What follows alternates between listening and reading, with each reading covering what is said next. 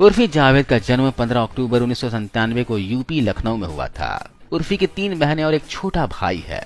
उर्फी जब 13-14 साल की थी तब इनके पिता ने इनकी मां को बिना तलाक दिए छोड़ दिया और दूसरी शादी कर ली। उर्फी जावेद के अनुसार 12th की पढ़ाई करने के बाद मास कम्युनिकेशन की डिग्री हासिल की, वो भी एमिटी यूनिवर्सिटी लखनऊ से। इससे यह लगता है कि उर्फी एक अच्छी एजुकेटेड फैमिली से बिलोंग करती हैं, क्योंकि शायद ही कोई गरीब घर की लड़की एमिटी यूनिवर्सिटी में पढ़ने में सक्षम होगी।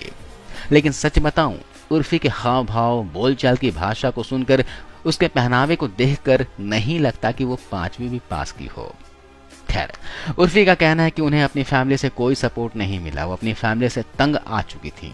वो ये भी कहती हैं कि घर में उनके पिता के द्वारा शारीरिक शोषण भी हुआ और मात्र 17 साल की छोटी सी उम्र में लखनऊ से दिल्ली भाग गई और वापस कभी नहीं लौटी।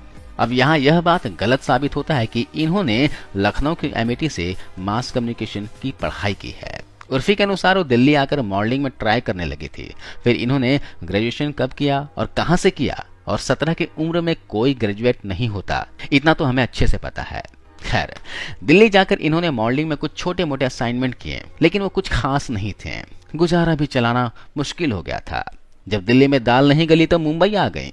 साल 2015 में मुंबई आई और साल 2016 में इन्होंने पहली बार काम किया सोनी टीवी के एक शो में।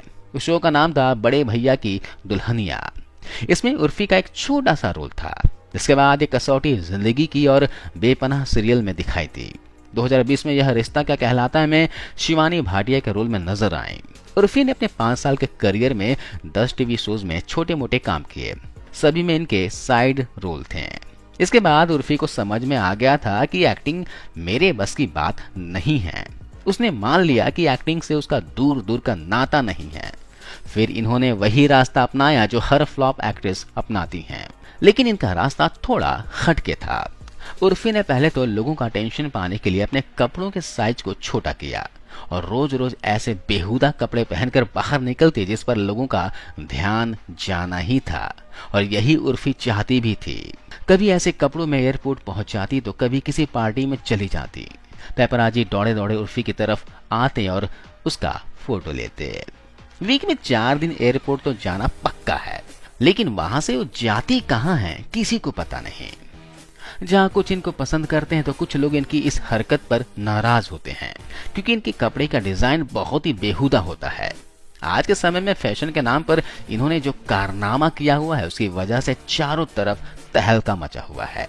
लोग अपने घर की लड़कियों को उर्फी नाम की तबाही से बचाने में लगे हुए हैं, कहीं उस पर उर्फी की नजर न लग जाए, क्योंकि आज के समय में सोशल मीडिया पर उर्फी का फैशन का जादू तो चला हुआ है।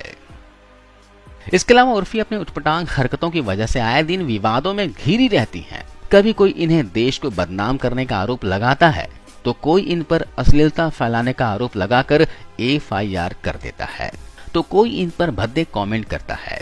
उर्फी जावेद इस पर पलटवार भी करती हैं। इन पर इतने FIR हैं कि गिनना भी मुश्किल होगा। उर्फी के पहनावे को लेकर काफी सारे सेलिब्रिटीज ने भी कमेंट कर चुके हैं, जिसका जवाब भी वो अपने तरीके से देने में पीछे नहीं हटती हैं। चाहत खन्ना के साथ तो इसका झगड़ा भी काफी फेमस हुआ था। चाहत खन्ना ने इनके कपड़ों के लेकर कुछ कमेंट किया था। उर्फी भी कहाँ पीछे हटने वाली थी। उसने चाहत को उल्टा जवाब दिया और उल्टा चाहत के तलाक को लेकर सवाल उठाए। कुछ लोग तो उर्फी जावेद को जावेद अख्तर की पोती समझते हैं, लेकिन बाद में क्लियर हुआ कि उन दोनों का आपस में कोई रिश्ता नहीं है। जब उर्फी के बारे में इतना कुछ जान ही गए तो दोस्तों थोड़ा उनकी नेटवर्थ के बारे में भी जान लेते हैं। एक रिपोर्ट्स के मुताबिक उर्फी जावेद का नेटवर्थ है 1 से 3 मिलियन अमेरिकी डॉलर। अब ये पैसा कैसे कमाती हैं भगवान ही जाने। आज की इस वीडियो में बस इतना ही। उर्फी जावेद का ये वीडियो आपको कैसा लगा आप कमेंट करके बताना। मिलता हूं अगले वीडियो में। जय हिंद।